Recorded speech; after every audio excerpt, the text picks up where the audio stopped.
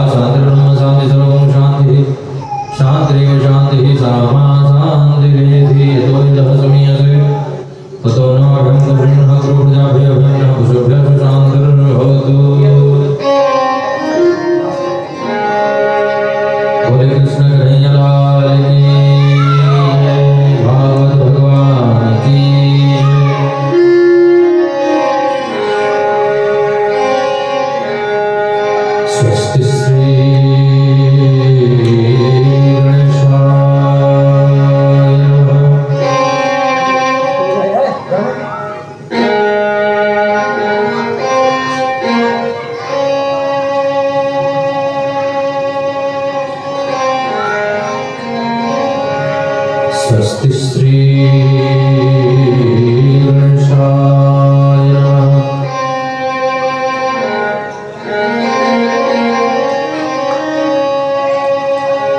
स्वस्ति श्री गणेशाय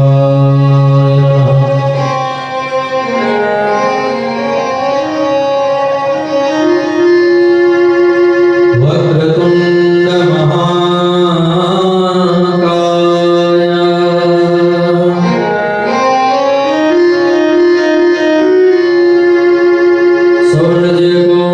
सौर्यकोटि समप्रभ निर्विघ्नं कुरु मे देव सर्वकार्येषु सर्वदा।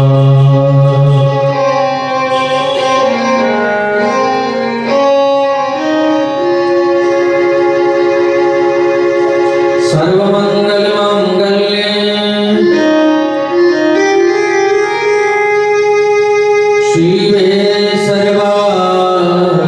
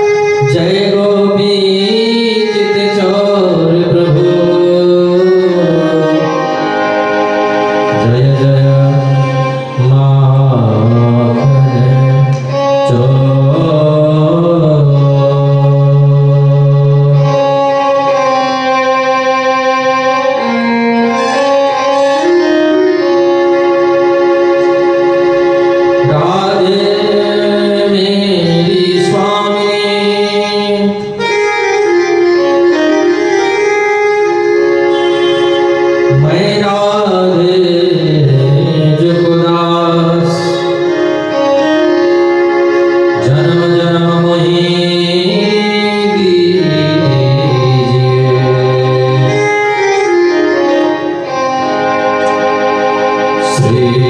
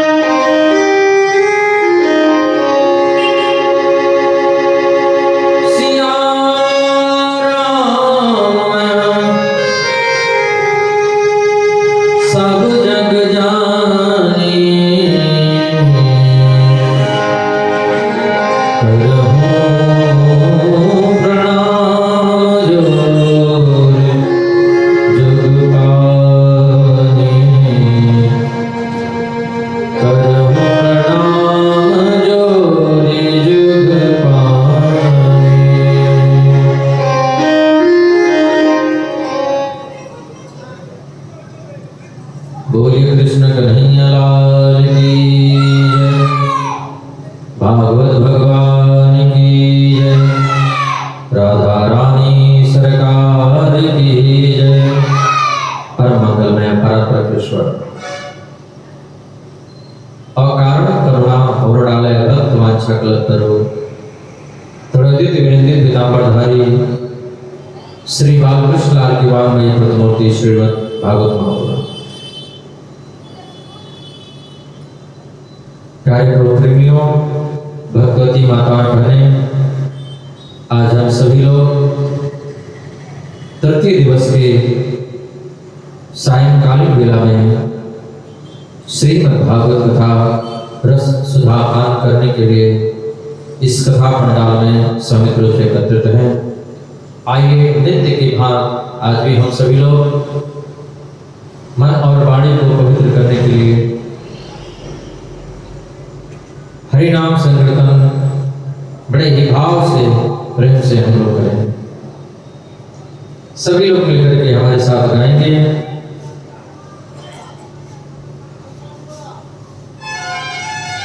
भाव से प्रेम से सब लोग गाएंगे।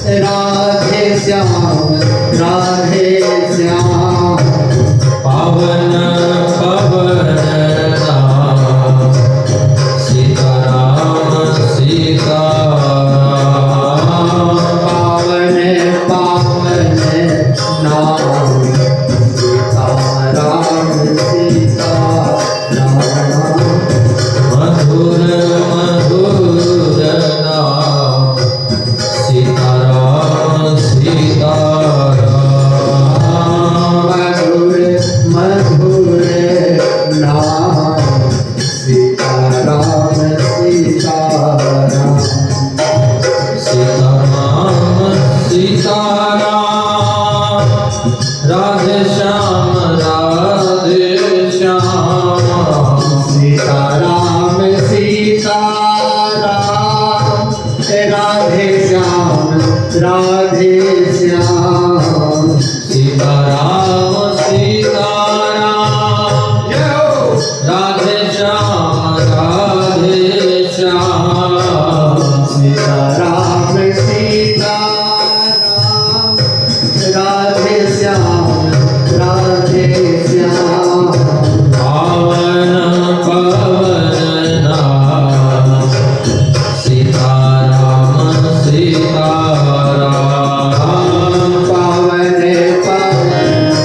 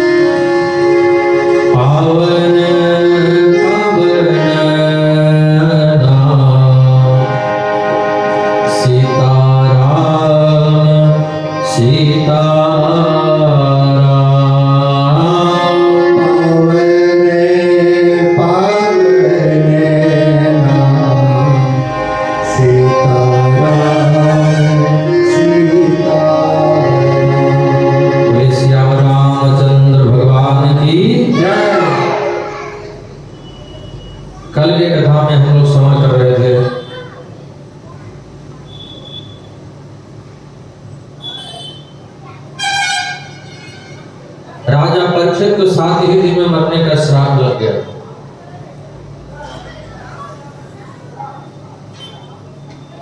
परीक्षित हम लोग भी हैं, हम लोगों को भी 7 ही दिन में मरने का श्राप लगा है सबको।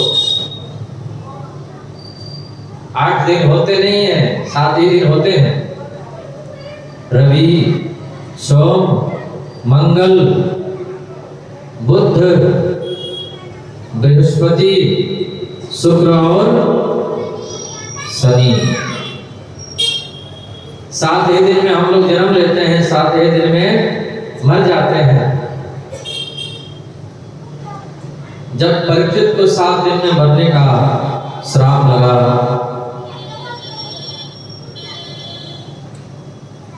भगवान सुखदेव आए हैं। ऋषियों ने कहा परीक्षित तुम्हारी मुक्ति कंफर्म हो गई। क्यों? अब भगवान सुखदेव आए हैं, तुमको कथा सुना देंगे भागवत की, तुम्हारी मुक्ति हो जाएगी। जल्दी से इनसे प्रश्न करो, इनसे पूछो कि जिनको 7 दिन में मर जाना है उनकी मुक्ति का उपाय क्या है।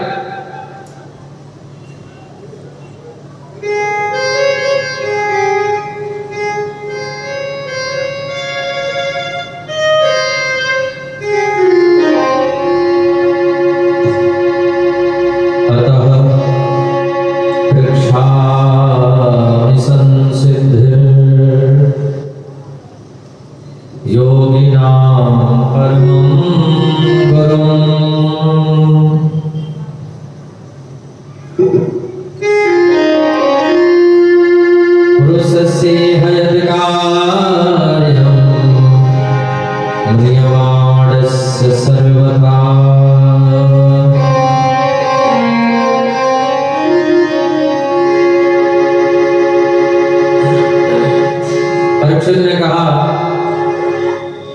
जिनको 7 दिन में मर जाना है उनकी मुक्ति का उपाय क्या है गुरुजी? गुरुजी ने कहा तुमने प्रश्न बहुत अच्छा किया है, बहुत बढ़िया बात पूछी है। जिनको 7 दिन में मर जाना है उनकी मुक्ति का उपाय एक है, केवल एक है। क्या?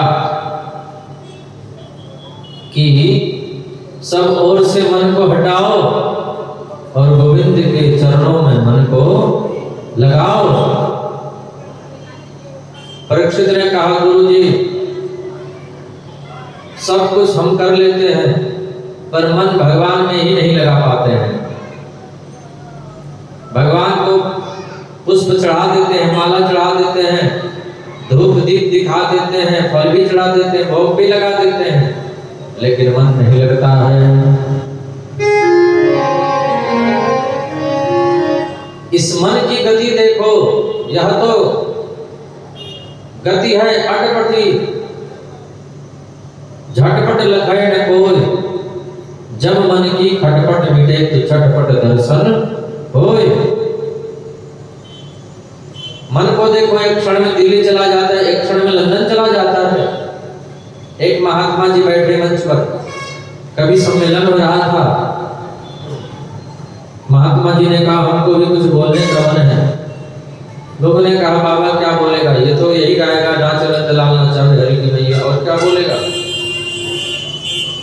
महात्मा जी ने कहा बस 1 मिनट में गाऊंगा। महात्मा जी मंच पर चढ़े। महात्मा जी ने कहा मेरा मन कभी दिल्ली कभी लंदन, मेरा मन कभी दिल्ली कभी लंदन,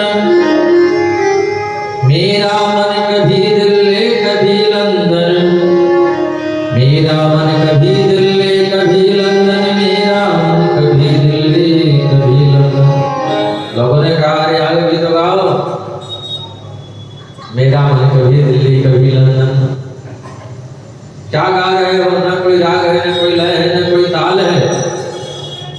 महात्मा जी ने कहा इसकी राग मत देखो,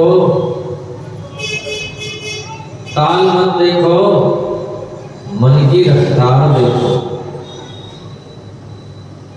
ये मन एक क्षण में दिल्ली चला जाता है, एक क्षण में लंदन चला जाता है। परीक्षित ने कहा, गुरु जी मन भगवान में नहीं लगता है। भगवान सुखदेव बोले, राजन मन यदि भगवान में नहीं लगता है तो हम तरीका बताते हैं, उपाय बताते हैं, कैसे मन भगवान में लगेगा। ध्यान से सुनना।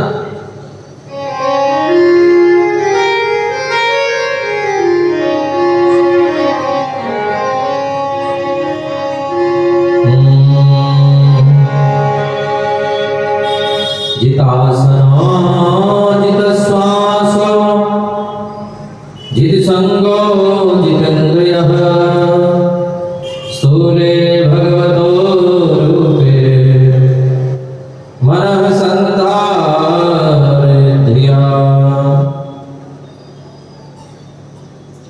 जितासनो जित श्वासो जित संगो जितेन्द्रियः। आसन को जीते। हाँ,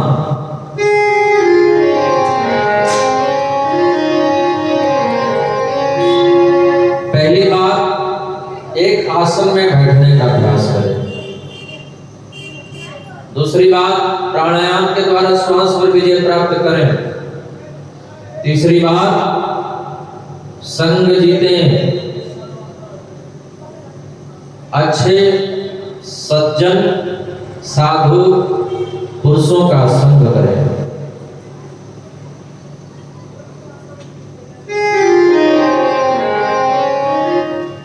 व्यक्ति में गुण भी आते हैं संग से और दोष भी आते हैं संग से। संसर्ग या दोष गुणा भवन्ति। अच्छे व्यक्तियों का संग करेंगे तो अच्छे गुण आएंगे, बुरे व्यक्तियों का संग करेंगे तो बुरे गुण आएंगे।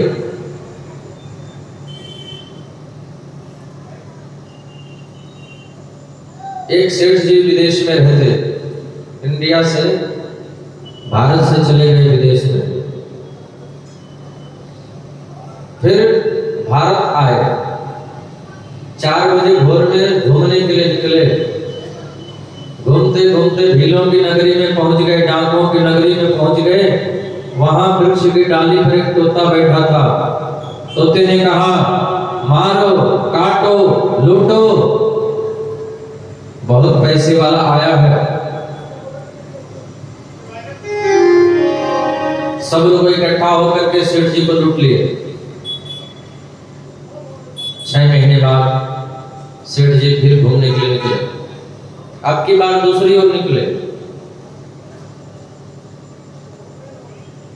घूमते घूमते राम बाबा आश्रम पहुंच गए। राधे राधे। घूमते घूमते पहुंच गए, वृक्ष की डाली पर एक तोता बैठा था। तोते ने कहा, आइए सेठ जी, बैठिए लाला जी, हमारे आश्रम का जल बहुत मीठा है, बहुत शीतल है, स्वच्छ है, निर्मल है, जलपान कीजिए। थोड़ी देर में गुरुजी सत्संग करेंगे, फिर आरती होगी, प्रसाद वितरण होगा, आप भंडारा पा करके आज यहीं पर विश्राम कीजिए। सेठ जी ने कहा, वो तोता था जो हमको लुटवा दिया, एक तोता है। गुरुजी ने कहा, तोते से ही पूछ लीजिए ना। तोता ने कहा, जिसने आपको लुटवाया था वो मैं ही तोता था। बोलो राधे राधे।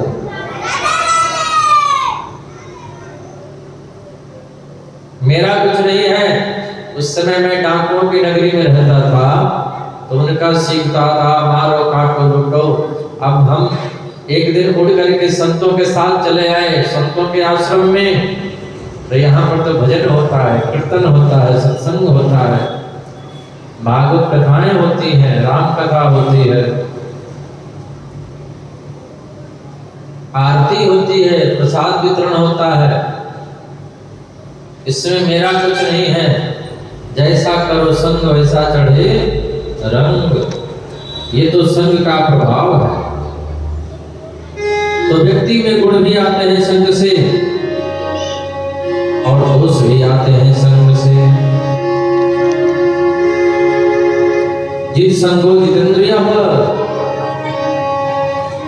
दूसरी बात, स्थूले भगवतो रूपे मन संधारे प्रिया।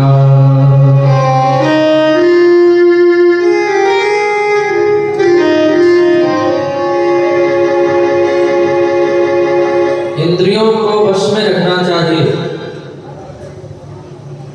भगवान सुखदेव कहते हैं, राजन, इस दुनिया में सबसे पहले कुछ नहीं था, कुछ भी नहीं था, केवल भगवान नारायण थे। बोले नारायण भगवान की, गोविंद भगवान की, माते बिहारी लाल की। दुनिया में सबसे पहले कुछ भी नहीं था, कुछ नहीं था, केवल भगवान थे।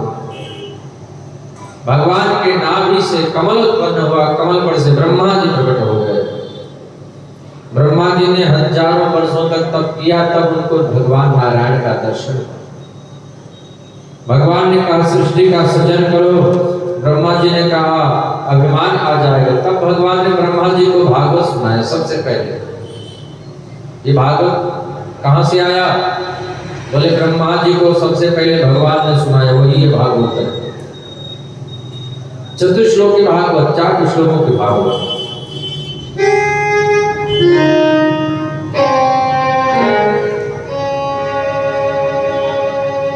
अहमेवा समेवाग्रे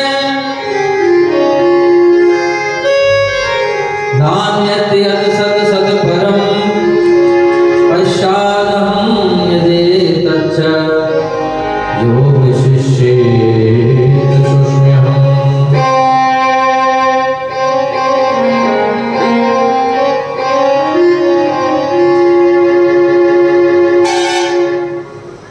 पहले 4 श्लोकों की भागवत थी। भगवान कहते हैं दुनिया में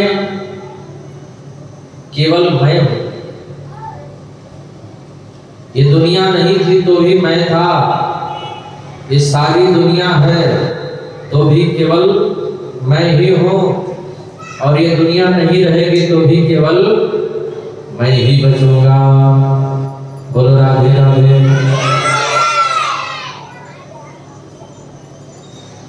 वो कैसे?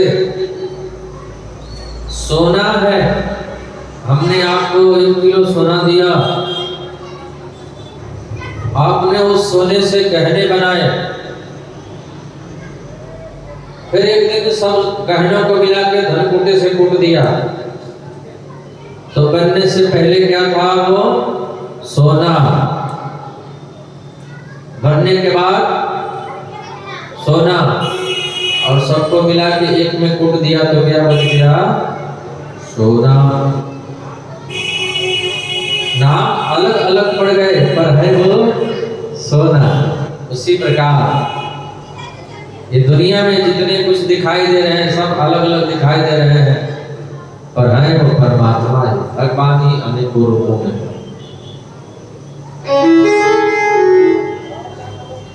चाहे इंडिया हो, चाहे पाकिस्तान हो, चाहे हिंदुस्तान हो,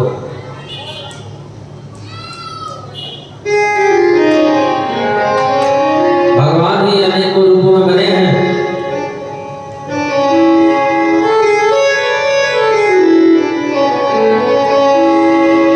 हर देश में तो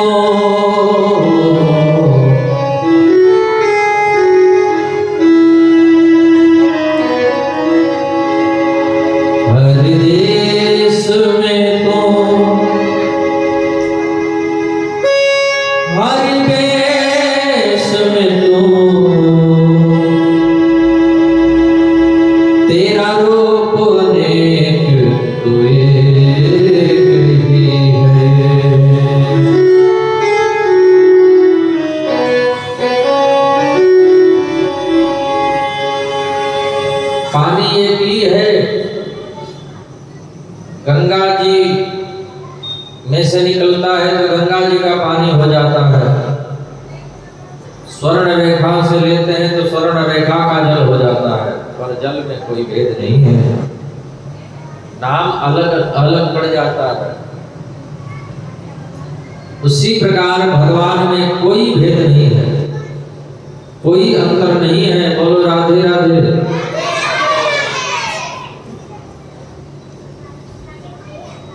तो बनने वाले भी भगवान हैं, बनाने वाले भी परमात्मा है। भगवान ने ब्रह्मा जी को भागवत का ज्ञान दिया। परीक्षित ने पूछा, भगवान जल्दी किसको मिलते हैं? भगवान सुखदेव बोले, राजन, भगवान जल्दी प्रेम करने वाले को मिलते हैं। जो भगवान से प्रेम करता है, भगवान उसको जल्दी मिलते हैं। परीक्षित ने कहा, गुरुजी भगवान उम्र नहीं देखते हैं क्या?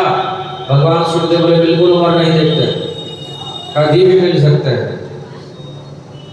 ध्रुव की क्या उम्र थी? 5 वर्ष के बालक ध्रुव को भगवान मिल गए। और हम लोग कहते हैं अभी क्या उम्र है भजन करने का, अभी खा लो पी लो मौज उड़ा लो। बोलो राधे राधे।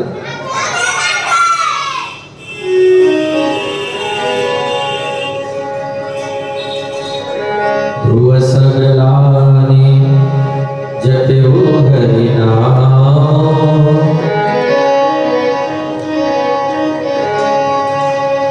ध्रुव सगलानी जपो हरि नाम,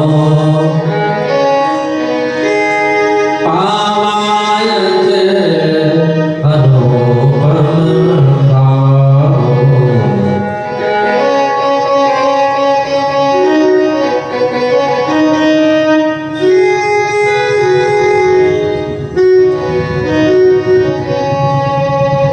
ध्रुव सगलानि जपो हरि नाम, पावायत अनुपम भाव।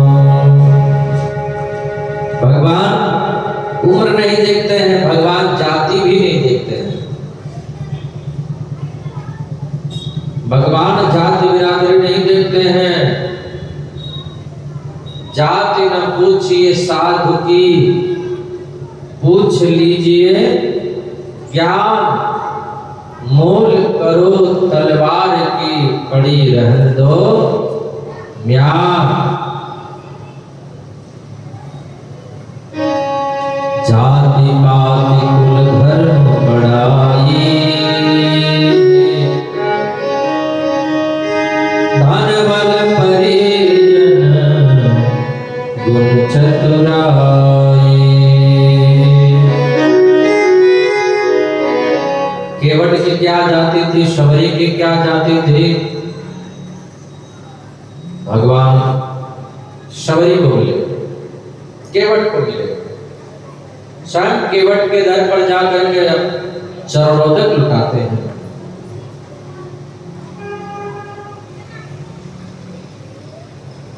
भगवान हस्तिनापुर आए। दुर्योधन गोविंद का स्वागत करने के लिए बहुत तैयारियां की। दुर्योधन ने कहा, आप हमारे यहाँ पधारे हैं केशव, हमारा बहुत बड़ा सौभाग्य है, पर आप क्यों आए हैं? भगवान ने कहा, देखो दुर्योधन, पांडवों को 5 गांव दे दो, हम उनको राजी कर लेंगे। दुर्योधन ने कहा, सोचे नैव दास्याम बिना युद्धेन केशव, बिना लड़ाई के बिना युद्ध के हम किसी को सुई के नोक के बराबर भी कुछ देने वाले नहीं है। कन्हैया ने कहा, तुमने युद्ध नहीं देखा है, तुमने लड़ाई झगड़ा नहीं देखा है। जब युद्ध होगा कितने वीर में मौत मारे जाएंगे, कितनी स्त्रियां विधवा हो जाएंगी, कितने बच्चे अनाथ हो जाएंगे। ये जो हरी हरी उर्वरा भूमि देख रहे हो ना, ये सब वीरों के खून से लाल लथपथ हो जाएगा। दुर्योधन ने कहा, ये सब बात छोड़िए, ये सब बात छोड़िए, चलिए आप भोजन कीजिए।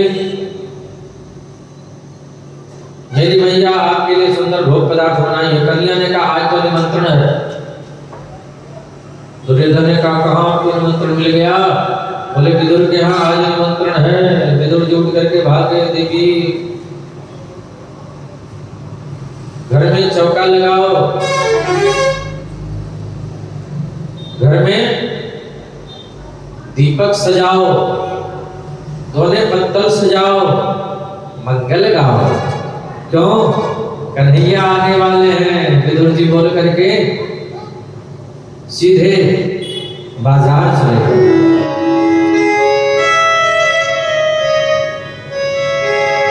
तेरी सखी मंगल गाओरी, धरती अंबर सजाओरी, आज उतरी है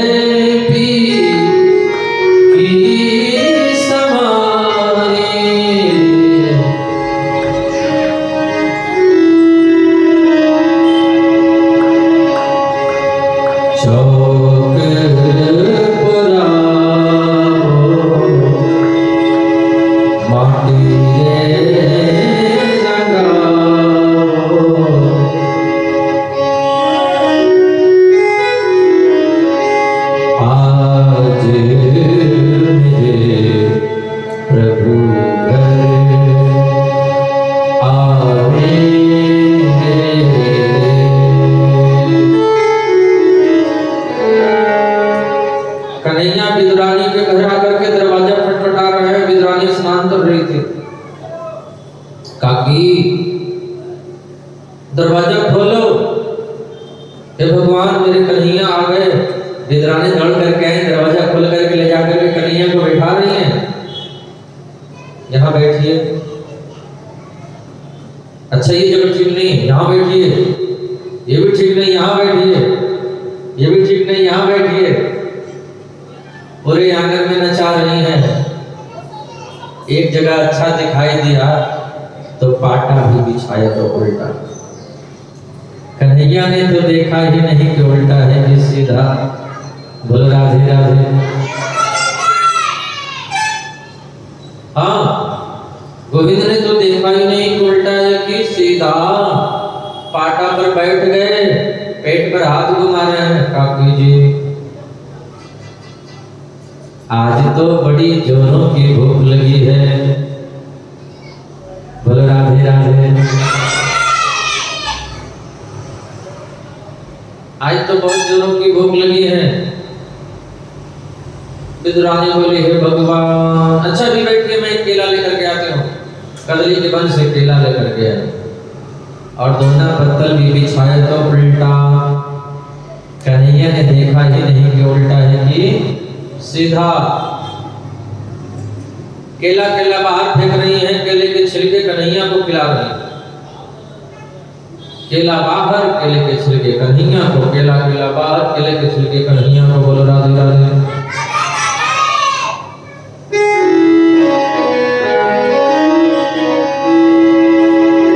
विदुर जी मेवा मिष्ठान लेकर के आए। अरे देवी हमारा कितना बड़ा भाग्य, हमारे यहाँ कन्हैया आए हैं तो उनको केले के छिलके खिला रही हो।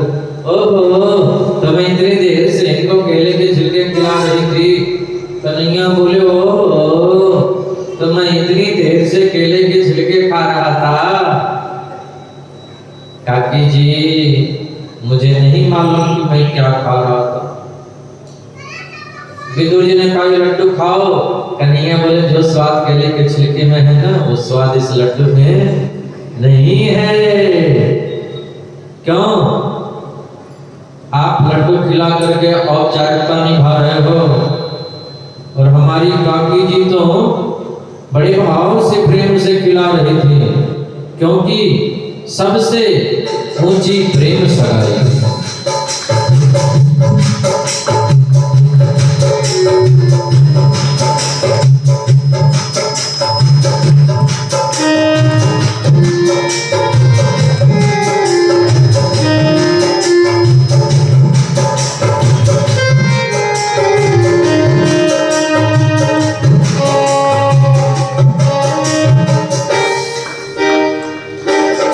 सबसे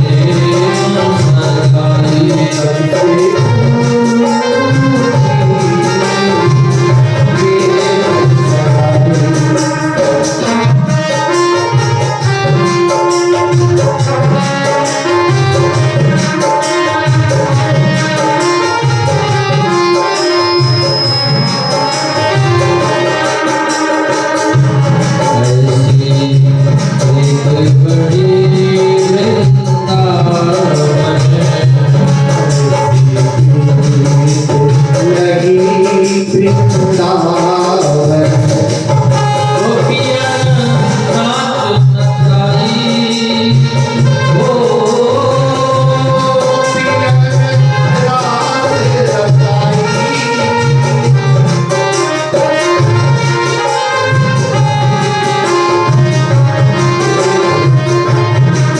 सबसे मोती प्रेम सगाई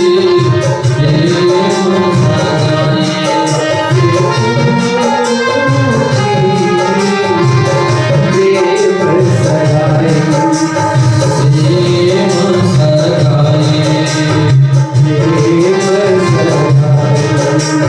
प्रेम सगाई।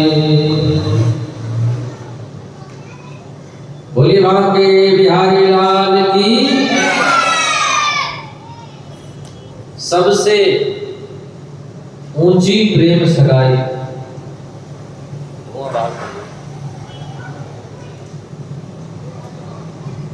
भगवान प्रेम से मिलते हैं, भाव से मिलते हैं।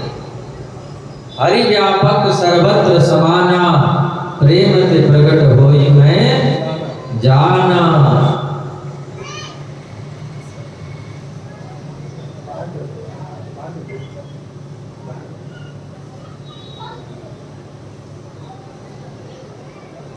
अब भगवान उद्धव से बोले, उद्धव मुझे विदुर की याद आ रही है। विदुर जी कुटिया में बैठे हैं, उद्धव जी आए। उद्धव जी ने कहा, विदुर तुम्हारी याद कन्हैया कर रहे थे, तुम कितने बड़े भाग्यशाली हो। एक दिन ऐसा आता है कि भगवान खुद भक्त की याद करते हैं। उद्धव जी ने कहा, विदुर तुम मैत्री मुनि के पास में जाओ, तुम्हारी शेष शंकाओं का समाधान मैत्री मुनि करेंगे। विदुर जी मैत्री मुनि के पास आए हैं। मैत्री मुनि से 3 प्रश्न किए। भगवान ने दुनिया क्यों बनाई? पहला प्रश्न किया। दूसरा प्रश्न किया, भगवान ने दुनिया बनाई तो एक जैसी क्यों नहीं बनाई? तीसरा प्रश्न किया, भगवान अवतार क्यों लेते हैं? राक्षसों को मारने के लिए आते हैं क्या? मैत्री मुनि बोले, विदुर भगवान ने दुनिया क्यों बनाई यह मत सोचो, भगवान ने इतनी सुंदर दुनिया कैसे बनाई यह सोचो।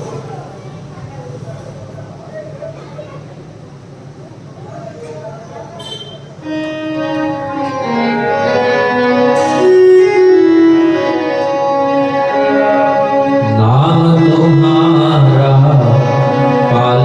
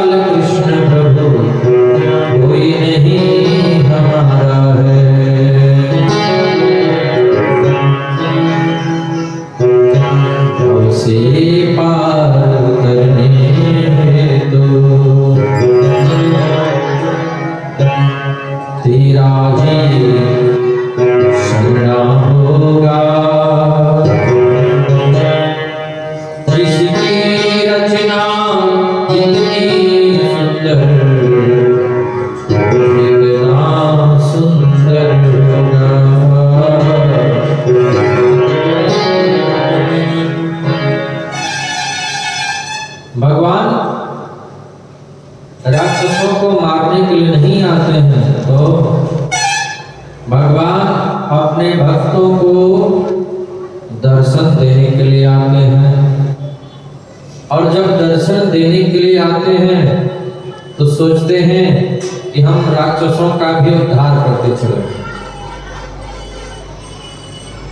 ऋषि कश्यप की 13 पत्नियां थी। एक दिन दीदी ने कहा सबको पुत्र है, मुझे पुत्र नहीं है। ऋषि कश्यप ने कहा ये जो टाइम है, संध्या कालीन बेला है, ये ठीक समय नहीं है। माँ ने उनकी शास्त्रीय बात का आदर नहीं किया। ऋषि कश्यप ने कहा 2 पुत्र होंगे, दोनों बड़े ही दुष्ट होंगे। 2 पुत्र हुए हैं, हिरण्यकश्यप और हिरण्याक्ष। हिरण्याक्ष ने नारद जी को पकड़ लिया, बाबा इधर आओ। नारद जी ने कहा क्या है? हिरण्याक्ष ने कहा खाली वीणा भी बजाते हो कि लड़ना झगड़ना आता है? नारद जी ने कहा हम तो केवल भगवान का नाम जपते हैं, संकीर्तन करते हैं। हिरण्याक्ष ने कहा हमसे लड़ना होगा। नारद जी ने कहा लड़ाई करना नहीं आता है, पर लड़ाई झगड़ा लगाना अच्छी तरह से आता है हमको। बड़ी जल्दी बताओ। इधर भगवान ने ब्रह्मा जी से कहा सृष्टि का सृजन करो। ब्रह्मा जी ने कहा पृथ्वी तो है नहीं। तो ब्रह्मा जी के नासा छिद्र से छींक आई और नासा छिद्र से एक बारह बालक, वो तो देखते देखते विशाल हो गया। बोले बारह भगवान की। बारह भगवान पृथ्वी को लेकर के रसातल से आ रहे थे। हिरण्याक्ष बारह भगवान से युद्ध करने लगा, लड़ाई करने लगा। देखते देखते भगवान ने ऐसा चांटा मारा कि हिरण्याक्ष का गोविंदाय नमो नमः हो गया। बोले बारह भगवान की। अब बारह भगवान पृथ्वी को लेकर के आए, वृंदावन धाम का दर्शन करवाया पृथ्वी को। पृथ्वी ने कहा मैं तो रसातल में थी, वृंदावन कहां से आया? भगवान बोले ओ देवी सबका प्रलय हो जाता है पर वृंदावन का प्रलय नहीं होता है।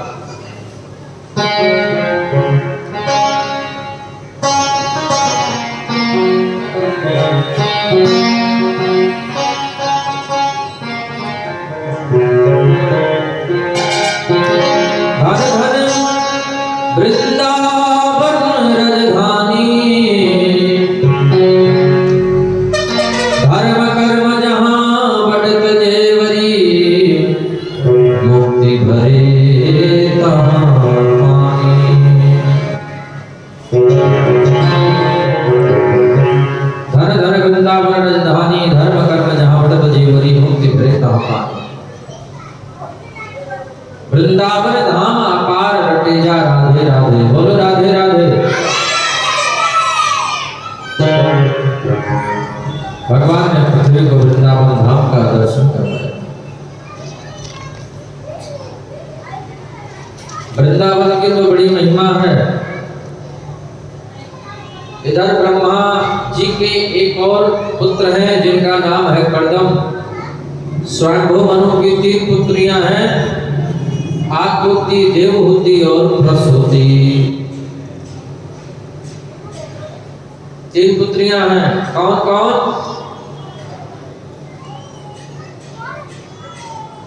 आकृति, देवहूति और प्रसूति। कितनी पुत्रियां हैं? कौन कौन?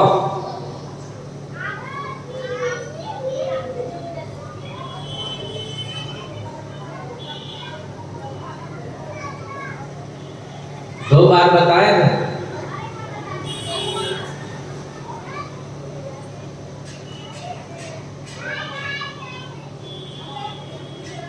कोई भक्त खड़ा होकर बता दे।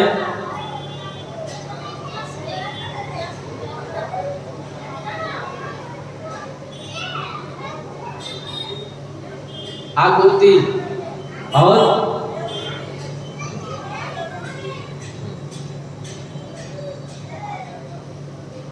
आकुति, देवहूति और प्रसूति तीनों बहनें हैं। 2 पुत्र हैं, प्रियव्रत और उत्तानपा।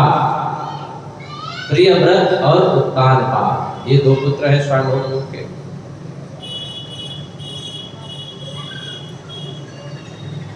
तीन पुत्रियां हैं, आकुति, देवहूति, प्रसूति।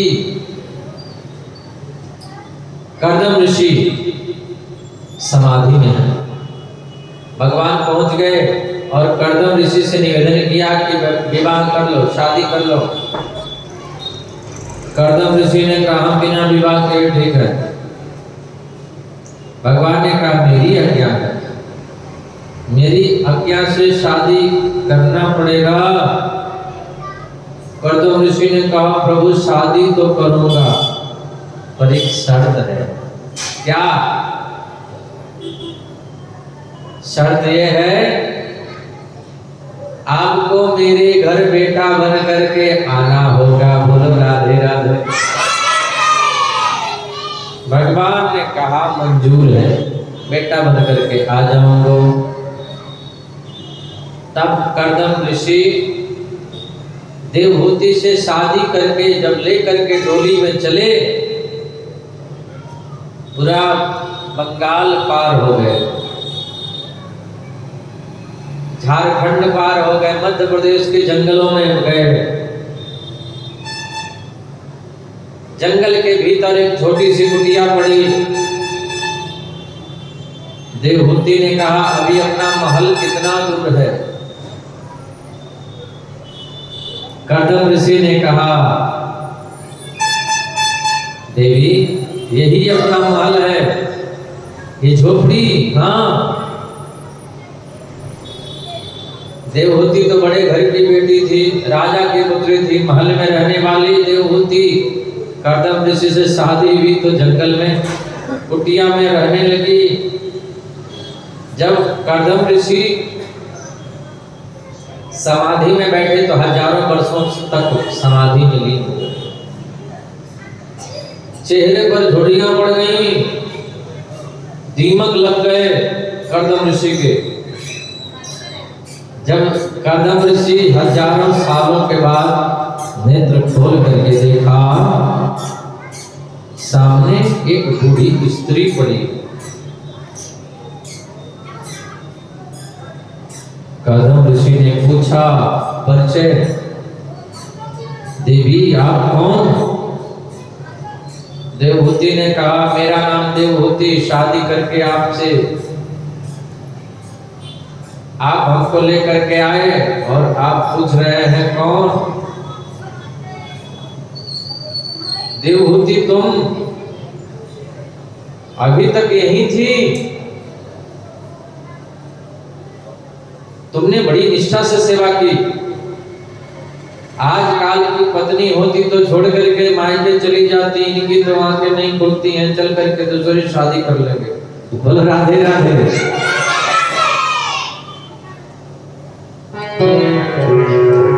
कर्दम ऋषि ने कहा बहुत प्रसन्न हो देवी, मांग लो क्या चाहिए।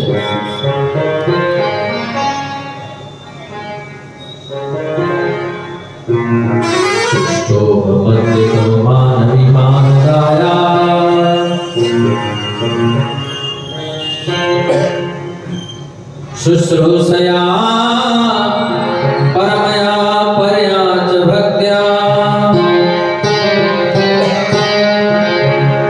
यो देहि नामयमतिव सुनिश्चयेनो ना विवेक्षितः समुचित क्षपितुं मदर्थे।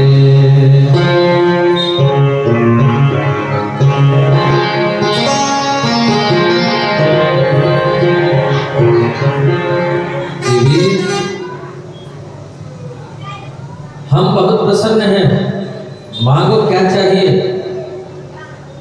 देवहूति ने कहा आप जैसे पति,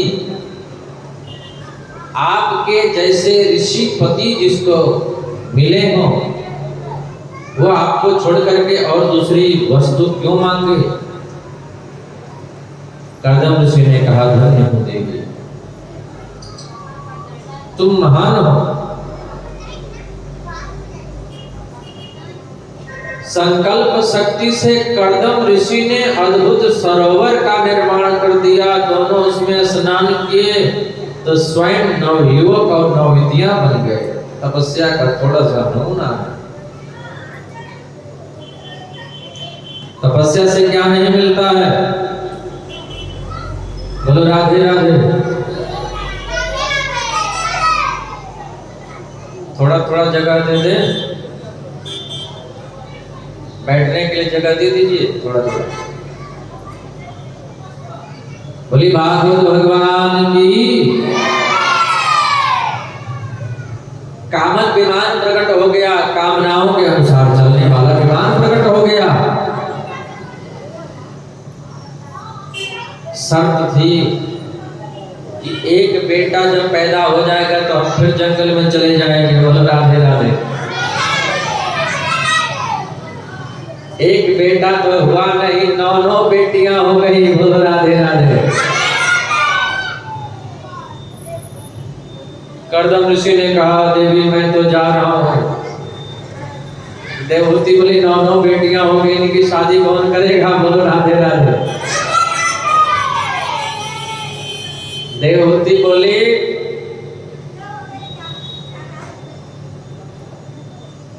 आप तो कह रहे थे कि एक बेटा हो जाएगा तब जाएंगे। कर्दम ऋषि को याद आ गया, ओहो भगवान हमारे घर बेटा बन करके आने के लिए वरदान दिया था। तब 10वें पुत्र के रूप में भगवान कपिल आ रहे हैं। बोले कपिल भगवान की। बांके बिहारी लाल की। कृष्ण कन्हैया लाल की। बोल बंसी वाले की। कर्दम ऋषि ने कहा देवी हमारे घर भगवान आए हैं, तुम इनकी सेवा करो, इनकी पूजा करो, सत्संग करो इनसे। मैं तो जा रहा हूं जंगल में। कर्दम ऋषि चले गए जंगल में।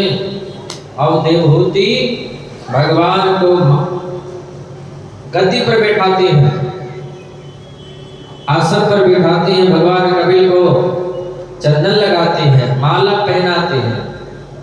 माल्यादीनि सुगंधिनी मालत्यादीनि वै प्रभु मयार्तानि पुष्पाणि पूजार्थं प्रतिगृह्यताम्। भगवान कपिल बोले भैया आप मेरी माँ हो, मेरी पूजा करती हो। देवहूति बोली आज मैं वो कर रही हूँ जो मुझे बहुत पहले कर लेना चाहिए था। प्रभु हमारे मन में कुछ प्रश्न है।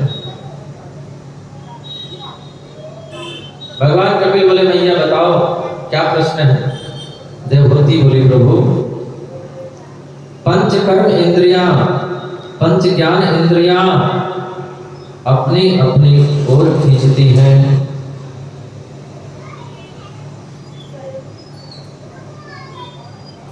हालत ऐसे बन गई है कि जैसे एक आदमी की बहुत सारी पत्नियां। एक सेठ जी की 2 पत्नी थी, 2 ही थी पत्नी। जब सेठ जी शाम को दुकान बंद करके घर आते थे तो एक पत्नी दाहिना हाथ पकड़ करके खींचती, एक पत्नी बायां हाथ पकड़ करके खींचती, हमको ये नहीं लाए। दूसरी पत्नी कहती हमको वो नहीं लाए। हो रात भर सेठ जी की खिंचाई होती। उसी घर में एक चोर पहुंच गया चोरी करने के लिए। बोल राधे राधे। चोर तो चोरी करना भूल गया, सेठ जी को देखने लगा। सेठ जी की बड़ी खिंचाई हो रही है, हंसने लगा, जोर जोर से हंसने लगा। चोर चोर चोर चोर तो कह के चोर को पकड़ लिए लोग। थाने में बंद कर दिया दरोगा जी ने। दरोगा जी ने कहा रात को शरीफों के घर में चोरी करने जाते हो, ऐसा दंड दूंगा कि जीवन भर याद रखोगे, समझे? चोर हाथ जोड़ लिया, महाराज जो भी दंड दोगे हमको मंजूर है, ये 2 पत्नियों वाला दंड नहीं देना, नहीं तो मैं तो मर ही जाऊंगा। बोलो राधे राधे।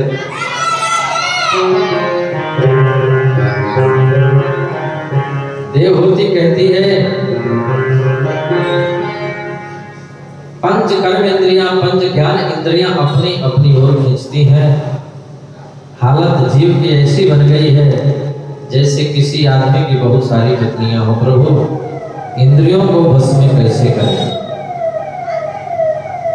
दूसरा प्रश्न है मुक्ति किसकी और बंधन किसका?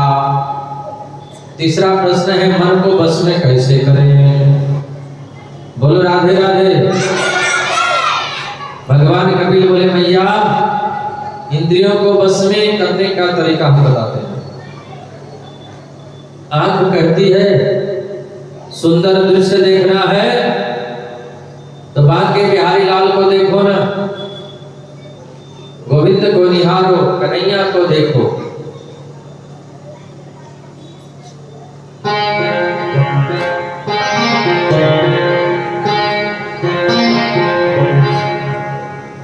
ओ कजरा रे मोटे मोटे तेरे में ओ नजर ना लग जाए, नजर ना लग जाए। बांके बिहारी कजरा रे मोटे मोटे तेरे में ओ नजर ना लग जाए, नजर ना लग जाए। आंख कहती है कि सुंदर रूप देखना है तो भगवान को निहारो। कान कहते हैं संगीत सुनना है तो मीराबाई की कविताओं को सुनो, सूरदास के भजन को सुनो।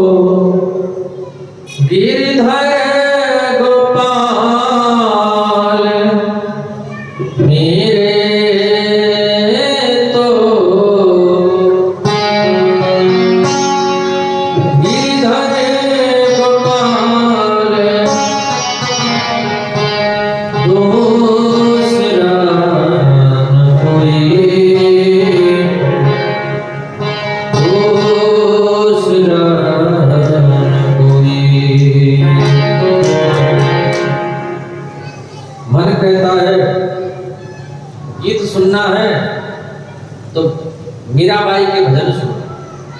जीवा कहती है कि बढ़िया भोजन करना है, बनाओ पनीर की सब्जी, ठाकुर जी को भोग लगा के प्रेम से पाओ, उसमें कोई दोष नहीं है। बोलो राधे राधे।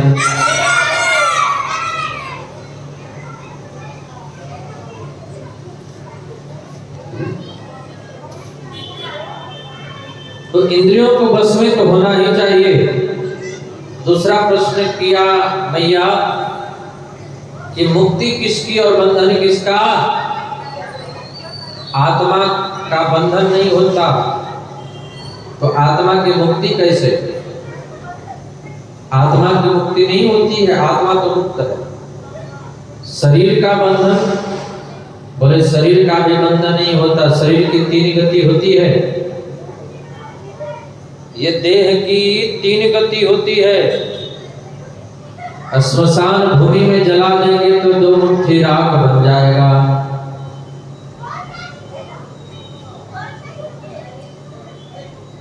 जमीन में गाड़ देंगे तो कीड़े मकोड़े खा जाएंगे, और फेंक दिया जाएगा तो पशु पक्षी खा जाएंगे नोच नोच के। बोलो राधे राधे।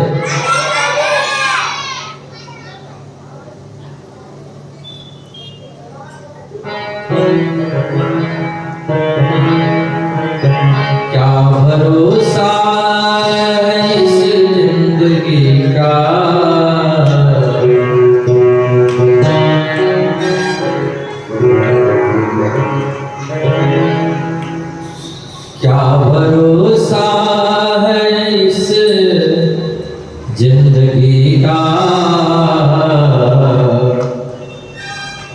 साथ देती नहीं ये किसी का।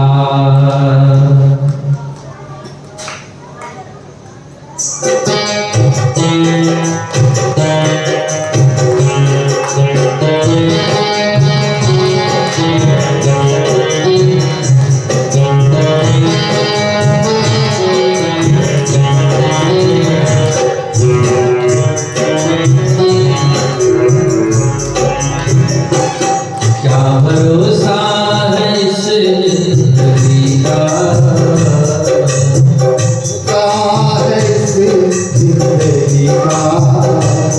क्या भरोसा है इस जिंदगी का,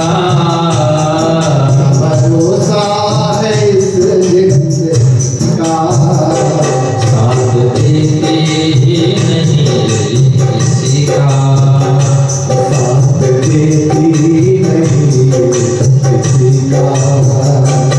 क्या भरोसा है इस जिंदगी का,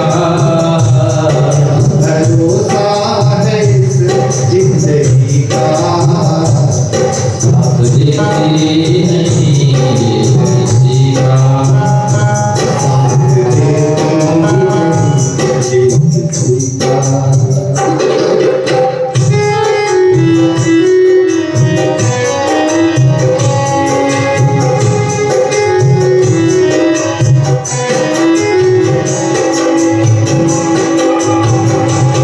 श्वास रुक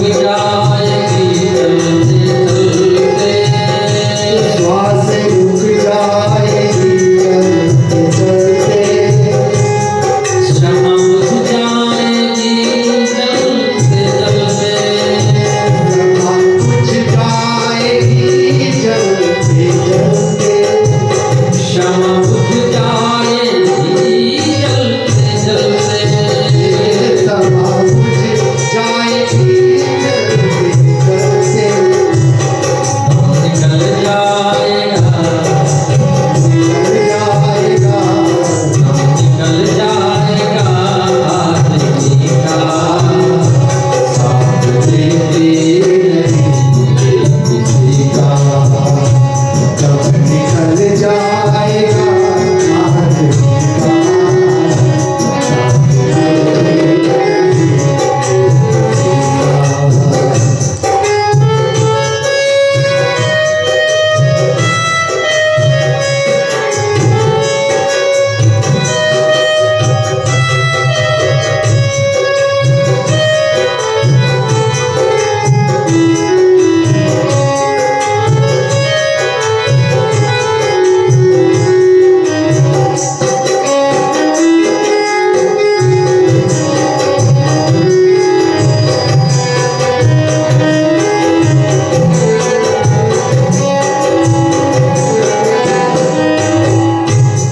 दुनिया है हकीकत पुरानी,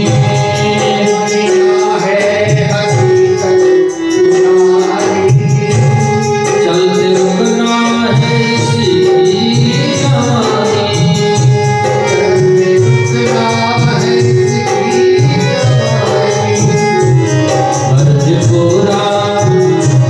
फर्ज पूरा करो बंदगी का,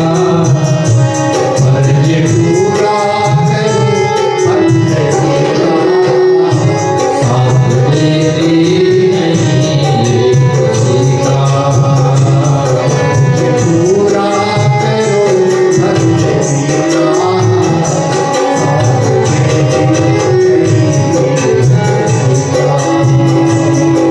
हम रहे ना मोहब्बत रहेगी, हम रहे